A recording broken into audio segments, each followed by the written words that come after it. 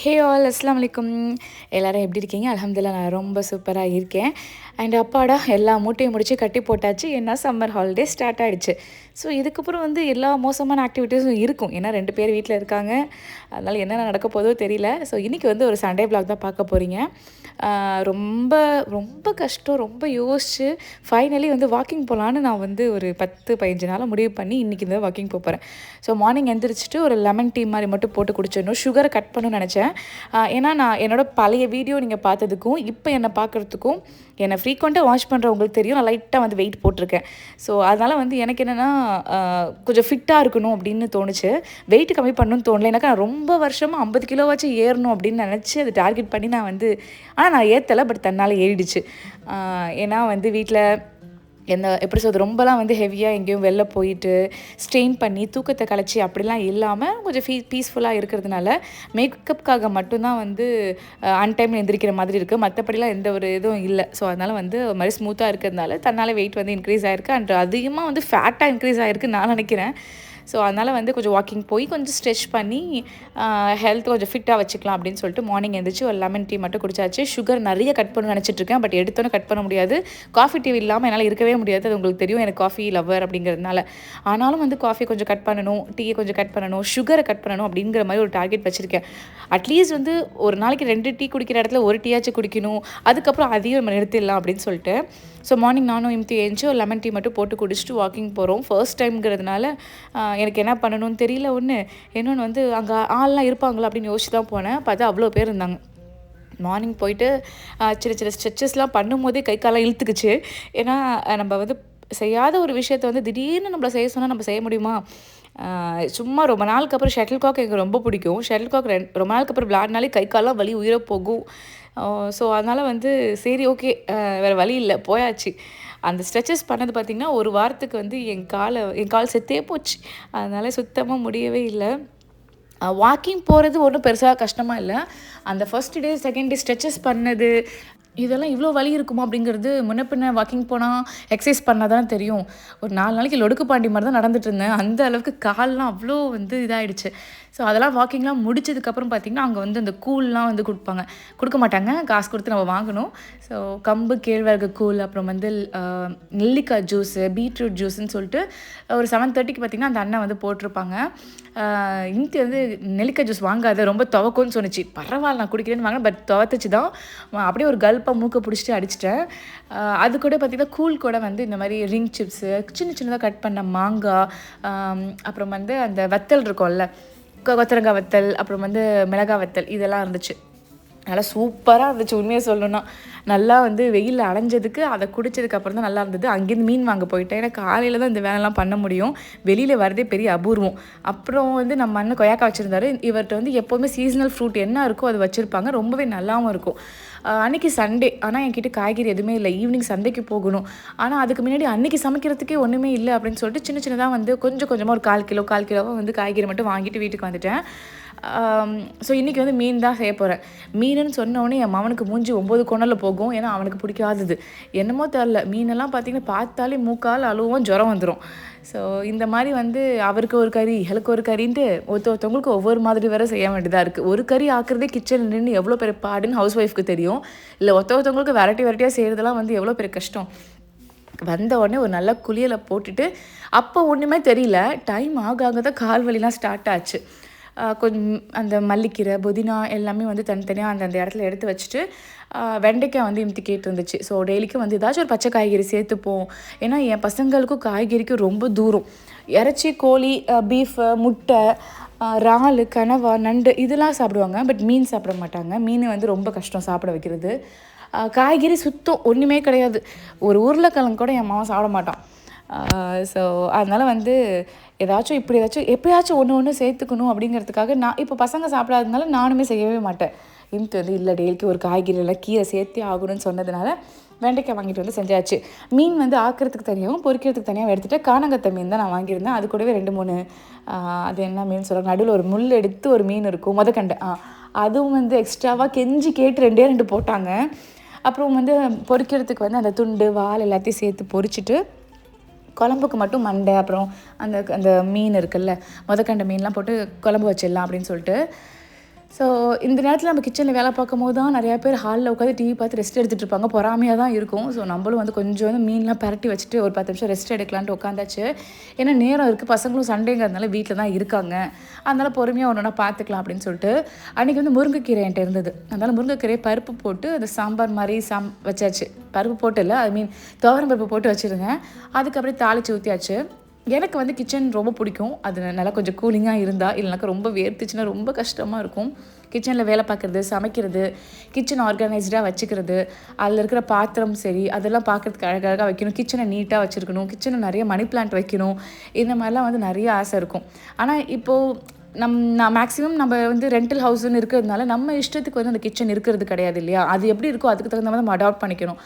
So என்னோடய பழைய kitchen வந்து ஒரே ஒரு ஸ்லாப் ஃபுல்லாக இருக்கும். இங்கே வந்து பார்த்திங்கன்னா எல் ஷேப்பில் இருக்குது. பட் ஸ்டில் பார்த்திங்கன்னா எல் ஷேப்பில் இருந்தாலுமே எனக்கு வந்து ஒரு மாதிரி காம்ஃபியாகவே இல்லை. கன்ஜஸ்டடாக தான் இருக்குது. திங்ஸ் எங்கே வைக்கிறது, ஒரு மாதிரி வந்து அடைச்சி வச்ச மாதிரி தான் இருக்குது. பட் அதுலேயுமே கொஞ்சம் நல்லா அந்த இடத்த செட் பண்ணணும் அப்படின்னு சொல்லிட்டு, ப்ளஸ் நான் குக்கிங் வெசல்ஸும் எனக்கு பிடிச்ச மாதிரி வச்சுக்கணும் அப்படின்னு சொல்லிட்டு எனக்கு ரொம்ப பிடிக்கும். மண்பானை எனக்கு ரொம்ப பிடிக்கும்.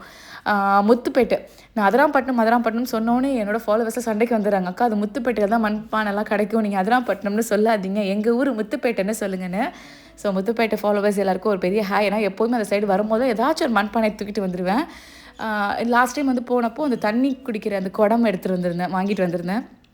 அப்புறம் வந்து கருப்பு கலரில் ஒரு மண்சட்டி வச்சுருந்தாங்க, சின்னதாக க்யூட்டாக இருந்துச்சு, அதையும் வாங்கிட்டு வந்திருந்தேன். ஸோ அன்றைக்கி வந்து நல்லா காரசாரமான ஒரு மீன் குழம்பு தான். என் ஸ்டைலில் மீன் வச்சுட்டேன். ஸோ நிறையா பேர் வந்து தேங்காய் பால் ஊற்றி மீன் குழம்பு வைக்க மாட்டீங்க. நான் புளி ஊற்றினாலும் தேங்காய் பால் ஊற்றி தான் மீன் குழம்பு வைப்பேன். ஸோ மீன் குழம்புக்குள்ளது எல்லாத்தையும் ப்ரிப்பேர் பண்ணிவிட்டு தான் நான் வந்து அடுப்பை பற்றவே ஸ்டார்ட் பண்ணேன். அப்புறம் மீன் குழம்பு நல்லா கொதிச்சதுக்கப்புறமா மாங்காய் போட்டு 2 மினிட்ஸ் வேக விட்டுட்டு அடுப்பில் சிம்மில் வச்சுட்டு மீன் போட்டாக்கா நல்லாயிருக்கும். மீனும் உடையாமல் அப்படியே இருக்கும். அந்த மீன் குழம்பு கொதிக்கும் போதே அப்படியே சூப்பராக செம்மையாக இருக்கும். என்ன தான் இவ்வளோ செஞ்சாலும் சாப்பிட்றதுக்கு தான் இவங்களுக்கு வந்து அப்படியே கடுப்பாக இருக்கும். பட் கால்சியம்லேருந்து எல்லாமே மீனில் அதிகமாக இருக்குது. ஈஸியாகவும் நம்ம காரைக்காலுங்கிறதுனால கிடைக்கிது. ஸோ அதனால் வந்து கொஞ்சம் யோசிக்காமல் வாங்கிடுறது தான். மீன் அதாவது வாரத்தில் ஒரு நாளாச்சும் மீன் எடுத்தால் தான் எனக்கு திருப்தியாக இருக்கும். இல்லைனாக்கா எவ்வளோ நாளாச்சு இல்லை மீன் சாப்பிட்டு அப்படின்னு தோண ஆரம்பிச்சிடும். ஸோ கீரை ஒரு பக்கம் நான் செஞ்சு முடிச்சுட்டேன், மீன் குழம்பு ஒரு பக்கம் வச்சாச்சு. இன்னொரு பக்கம் வந்து ரைஸ் குக்கரில் அரிசியும் போட்டுட்டேன். மேக்ஸிமம் ரைஸ் குக்கரில் அரிசி போட்டு கொஞ்சம் கொதிச்சதுக்கப்புறமா தான் வந்து ரைஸ் குக்கரோட அந்த பேஸில் வந்து நான் ட்ரான்ஸ்ஃபர் பண்ணுவேன். இந்த கருப்பு மண்பானை தான் சொன்னேன். இது பார்க்குறதுக்கு அழகாக இருக்குது. ஏன் பிளாக் கலரில் இருக்குன்னு எனக்கு தெரியாது, பட் பிளாக் கலர் அழகாக இருந்துச்சு. ஸோ அதில் வெண்டைக்காய் செய்யலாம் அப்படின்னு எப்போவுமே வானலில் தான் செய்வேன். இன்றைக்கி வந்து அதான் சொன்னேன்னா திடீர்னு மண்பானை மேலே ஆசை வந்துடும். அதனால மண்பானை மேலே வந்து எல்லாத்தையும் கொட்டி ஒரு வழியாக கிண்டி எடுத்தாச்சு. அப்புறம் மீனை நல்லா சூப்பராக ஃப்ரை பண்ணியும் எடுத்துட்டேன். ஸோ அன்றைக்கி சுட சுட ஒயிட் ரைஸ், அப்புறம் முறுக்கு வத்தல் இல்லாமல் சோறு எனக்கு இறங்காது. படையாம், அப்புறம் வந்து மீன் பொரிச்ச மீன், அப்புறம் மீன் குழம்பு எல்லாத்தையும் செஞ்சு சூப்பராக சாப்பிட்டுட்டு அப்பாடான்னு அந்த 1 மணி நேரம் நான் அந்த ரூமில் போய் படுத்தா தான் கை கழுவுறனோ இல்லையோ சாப்பிட்டதுக்கப்புறம் நேராக போய் ரூமில் படுத்துடுவேன். ஏன்னா எனக்கு நைட்டு தூங்கலையோ எனக்கு அதெல்லாம் தெரியாது. பட் எனக்கு கண்டிப்பாக லஞ்சு சாப்பிட்டு அந்த வேலையெல்லாம் முடிச்சுட்டு போய் படுக்கிறது வந்து அவ்வளோ பிடிக்கும். ஏன்னா டீ டம்ளரோட நிற்கிறேன்னு பார்த்து காரி துப்பிடாதீங்க. நான் தான் சொன்னேனே 2 டீயை 1 டீயாக குறைச்சிக்கிறேன், 1 டீயை 0 டீயாக குறைச்சிக்கிறேன்னு. ஸோ அதுக்காக ஒரே ஒரு டீ மட்டும் குடிச்சிட்டு ஞாயிற்றுக்கிழமையா சந்தைக்கு போகணும். சந்தைக்கு போனால் தான் என்னால் வந்து கொஞ்சம் காய்கறி எல்லாத்தையும் வாங்கிட்டு வர முடியும். நோம்பும் முடிஞ்சிருச்சு. இதுக்கப்புறம் 3 வேலையும் ஆக்கி கொட்டணும். அதனால் அதுக்கு தேவையானலாம் வாங்கிக்கணும். ரொம்ப காய்கறி வாங்க மாட்டேன். போகும்போது நம்ம ஷாப்பில் லைட் போட்டுட்டு அப்புறம் வந்து ஷட்டரை ஓப்பன் பண்ணி வச்சுட்டு அதுக்கப்புறம் நான் சந்தைக்கு போகாச்சு. கரெக்டாக சன்செட் அப்போது இந்த ஏரியாவில் இந்த இடத்துல சன் வந்து செட் ஆகும்போது அவ்வளோ ஒரு அழகாக இருக்கும். கண்டிப்பாக ஒரு நாள் ட்ரை பண்ணி பாருங்களேன். ஸோ கரெக்டாக அந்த கேப்பில் வந்து சன் செட் ஆகும், பார்க்குறதுக்கே அவ்வளோ அழகாக இருக்கும். சந்தைக்கு போய் என்னென்ன தேவையோ அது எல்லாத்தையும் வந்து அள்ளி கட்டிட்டு வந்துட்டேன். ஏன்னா நான் ஆல்ரெடி சொன்ன மாதிரி பசங்களுக்கு கொஞ்சம் எப்பயாச்சும் காய்கறி கொடுக்க ட்ரை பண்ணலான்னு. பட் கண்டிப்பாக நான் ஃபெயில் தான் ஆகுவேன். ஏன்னா யாரை வேணால் ஏமாற்றலாம், என்கிட்ட 2 ஏமாற்றவே முடியாது. என்ன இம்தி வந்ததுக்கப்புறமா சந்தையில் கட்டைப்பை தூக்குற வேலையே நம்மளுக்கு கிடையாது. 1 கிலோ தக்காளி பையை கூட நான் தூக்குறது கிடையாது. ஸோ எல்லாமே அவங்க தான் தூக்கிட்டு வருவாங்க. இது வந்து அவங்க கடமை தான். உண்மையாக சொல்ல போனால் எனக்காக ஃபேவருக்குலாம் ஒன்றும் தூக்கிட்டு வரல. எல்லா ஹஸ்பண்டையும் நான் பார்த்துட்டு தான் இருக்கேன். அவங்க ஒய்ஃப்க்கு தூக்கிட்டு தான் போகிறாங்க. ஆனால் இது பெரிய விஷயம் மாதிரி என்கிட்ட இவர் சொல்லுவார், பார் உன்னை வந்து ஒரு கட்டைப்பை கூட தூக்க விடாமல் நான் பார்த்துக்கிறேன் அப்படின்னு சொல்லிட்டு. ஸோ ஃபைன், நம்மளுக்கு அப்படின்னு தான் சந்தோஷம்தான். ஸோ அதை முடிச்சுட்டு அப்படியே நேராக வந்து அந்த காற்றுல வரும்போது அப்படியே ஜிலுன்னு இருக்கும். ஏன்னா சந்தையில் வந்து அவ்வளோ கூட்டத்தில் வேர்த்து ஊற்றி ஒரு மாதிரி ஆகிடும். ஸோ வீட்டுக்கு வந்ததுக்கப்புறமா அஃபிஃபாட்ட கெஞ்சி கெதறி தயவு செஞ்சு இந்த காய்கறிலாம் தனித்தனியாக பிரித்து எங்கெங்கே வைக்கணுமோ வைங்கன்னு சொல்லிட்டேன். 2 திட்டு திட்டிட்டு வேலையை பார்க்க ஆரம்பித்தா, அதுக்கு திட்டாமே வேலை பார்த்துருந்துருக்கலாம். ஸோ எல்லாத்தையும் பக்காவாக எடுத்து வச்சுட்டாங்க மேடம். அதுக்கப்புறம் என்ன, எல்லாத்தையும் ஃப்ரிட்ஜில் வந்து லோடை ஏற்றிட்டு டின்னருக்குள்ளே வேலையை பார்க்க வேண்டியதான். தப்பான முடிவு சப்பாத்தி சுடுறேன் அப்படிங்கிறது. ஏன்னா இந்த வெயிலுக்கு அடுப்போடு சேர்ந்து சப்பாத்தியோடு சேர்ந்து நம்மளும் கருகி தான் போகிறோம். ஏன்னா அந்த அனலுக்கும் அதுக்கும் அந்த சப்பாத்தி போட்டு எடுக்கிறதுக்குள்ளே எப்பாடா முடியலமா. எதுக்கோலாம் ரோபோ கண்டுபிடிச்சிட்ருக்காங்க. 3 வேளை சோறாக்கி போடுறதுக்கு ஒரு ரோபோ கண்டுபிடிச்சா என்னவா அப்படிங்கிற மாதிரி தான் இருக்குது. ஸோ பன்னீர் இம்தி வாங்கிட்டு வந்திருந்தாங்க. ஸோ பன்னீரில் வந்து சில்லி பன்னீர் மாதிரி அந்த மஞ்சூரியன் மாதிரி தான் செய்ய போகிறேன்.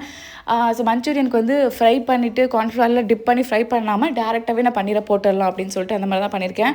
அன்றைக்கி வந்து நான் எதிர்பார்க்கவே இல்லை, எல்லோரும் சூப்பராக இருக்குது அப்படின்ட்டு சப்பாத்தி மாவே காலி ஆகிற அளவுக்கு எல்லாம் சாப்பிட்டு முடிச்சிட்டாங்க. ஏன் அவங்களுக்கு ரொம்ப நல்லா தான் இருந்திருக்கும், பட் சுட நம்மளுக்கு தான் கொஞ்சம் கஷ்டமாக இருந்துச்சு. ஸோ ஃபைன், எல்லாத்தையும் சுட்டு முடிச்சுட்டு நெக்ஸ்ட் டே வந்து எல்லா ஒர்க்கையும் முடித்ததுக்கப்புறமா நான் வந்து எங்கள் அம்மாவுக்கு ஒரு சர்ஜரிக்காக ஹாஸ்பிட்டல் அட்மிட் பண்ணுறதுக்காக வந்திருந்தோம். முன்னாடி நாள் வந்து அவங்களுக்கு டெஸ்டிங் அதெல்லாம் இருந்துச்சு. ஸோ நைட் நாங்கள் வந்து ஃபஸ்ட் டெஸ்டிங்லாம் பண்ணியாச்சு. ஸோ என்ன சர்ஜரி அப்படின்னு பார்த்தீங்கன்னா, அவங்களுக்கு வந்து நீ ரீப்ளேஸ்மெண்ட் மாதிரி பண்ணியிருந்தோம். ரொம்ப நாளாக வந்து கொஞ்சம் கால் வலியோடு தான் இருந்தாங்க, ரொம்ப கால் வலி இருந்தது. ஸோ சேம் உண்மையாக சொல்லப்போனால் எங்கள் பாட்டிக்கு இருந்தது ஜீன் அப்படியே வருது. பாட்டி அம்மா இப்போ எனக்குமே பார்த்திங்கன்னா இந்த கால் வலி இருக்குது. கொஞ்ச நேரம் நின்னாலும் இந்த முட்டி வலிக்கிறதா இருக்கட்டும், அந்த ஃபுட் வலிக்கிறதா இருக்கட்டும், இந்த மாதிரி. ஸோ அதை வந்து கேர்லெஸ்ஸாக எடுத்துக்காமல் இவங்க வந்து வலிக்குதுன்னு சொல்லிட்டு நீயை பெண்ட் பண்ணாமல் நடந்துட்டு இருந்தாங்க. ஸோ அது வந்து இவ்வளோ பெரிய விஷயமா வந்து விடுவோம்னு நாங்கள் நினைக்கல. ஸோ எம்கே ஹாஸ்பிட்டல் வந்து தினேஷ் குமார் டாக்டர் தான் வந்து சர்ஜரி பண்ண போகிறாங்க. ஸோ ஆல்ரெடி அவங்க வந்து பிகே சாலையில் தான் வச்சுருந்தாங்க இல்லையா அவங்களோட கிளினிக். இப்போ வந்து பெருசாக எம்கே ஹாஸ்பிட்டல்னு சொல்லிட்டு நிறைய சாலையில் ஓப்பன் பண்ணிட்டாங்க. எல்லா ஃபெசிலிட்டியும் இருந்துச்சு. ஆல்ரெடி நம்மளுக்கு நிறையா டைம்ஸ் வந்து அவங்க ஆர்த்தோக்கு போயிருக்கிறதுனால நம்ம ஃபெமிலியராகவும் இருந்தாங்க. ஸோ அவங்கள்ட்ட போயிட்டு எல்லா டெஸ்டிங்கும் எடுத்துகிட்டு அட்மிட் பண்ண சொல்லிட்டாங்க. ரூம் வைஸாக இருக்கட்டும், அங்கே இருக்கிற அந்த அம்யூனிட்டிஸ் எல்லாமே ரொம்பவே நல்லா இருந்துச்சு. நல்லா கேரிங்கோடு பார்த்துக்கிட்டாங்க. எக்ஸ்ட்ரா கேர் எடுத்துக்கிட்ட மாதிரி தான் இருந்தது. ஸோ நெக்ஸ்ட் டே வந்து எல்லா டெஸ்ட்டும் பண்ணிவிட்டு ஆப்ரேஷன் தேட்டருக்கு கூட்டிகிட்டு போயிட்டாங்க. அன்றைக்கி ஃபுல்லாக வந்து ஒரு 3 to 4 ஹவர்ஸ் கிட்ட ஆப்ரேஷன் நடந்துச்சுன்னு நினைக்கிறேன். நெக்ஸ்ட் டே மார்னிங் தான் வந்து அம்மா வந்து ரூம்க்கே கூட்டிகிட்டு வந்திருந்தாங்க. ஸோ அல்ஹம்துலில்லாஹ் கொஞ்சம் கொஞ்சமாக அம்மா ரெக்கவர் ஆகிட்டு வராங்க. கண்டிப்பாக துவா செய்யுங்க. ஏன்னா வந்து அவங்களுக்கு என்னன்னாக்கா, எங்களுக்கு என்னென்னா அவங்க வந்து ப்ராப்பராக நடக்கணும் அப்படின்னு சொல்லிட்டு, இவங்க பரவாயில்ல நான் இப்படியே அட்ஜஸ்ட் பண்ணிட்டு இருக்கேன்னு தான் சொன்னாங்க. பட் அது சரியாக வராது அப்படின்னு சொல்லிட்டு ஒரு 3 days மட்டும் ஹாஸ்பிட்டலில் வச்சுட்டு அதுக்கப்புறம் பார்த்திங்கன்னா ஃபிசியோ கொடுத்துட்டு இந்த மாதிரி போயிட்டுருக்கு இப்போது ரீசெண்டாக. ஸோ கண்டிப்பாக வந்து அவங்களுக்காக துவா செய்யுங்க, ஒரு ஸ்பீடி ரெக்கவரி இருக்கணும் அப்படின்னு சொல்லிட்டு. நல்லா பார்த்துக்குறாங்க. அவங்களுக்கும் தேவைப்பட்டுச்சுன்னா ஆர்த்தோ மட்டும் இல்லை, அவங்க ஒய்ஃப் பார்த்திங்கன்னா கைனோவாக இருக்காங்க. ஸோ செக் பண்ணி பாருங்கள். ஒரு 3 daysக்கு அப்புறம் சூப்பராக வந்து அனுப்பி விட்டுட்டாங்க வீட்டுக்கும் கூட்டிகிட்டு வந்துட்டோம். நெக்ஸ்ட் vlogல பார்க்கலாம். டேக் கேர், பாய்.